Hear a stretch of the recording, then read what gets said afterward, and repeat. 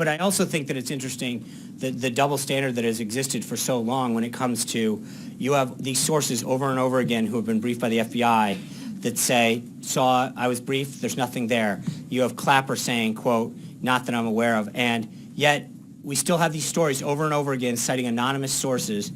At some point, you have to question how many times are you going to take didn't see anything there before we start seeing these stories getting rewritten over and over and over again. I think that is a valid question. It's interesting how everyone today is asking what sources we have, and yet we've been asking the same question about the sources for these anonymous sources and story after story for the last 6 months, and it's just, don't worry, we have these trusted anonymous sources that may or may not be true, and at the bottom of every story it has some kind of caveat that, however, there has been no formal evidence presented. I think there's been a malignment for so many months about what may or may not have happened, and yet not a shred of single truth has actually come that shows any evidence that existed, except for anonymous source after anonymous source after anonymous source. On a different issue. Yeah.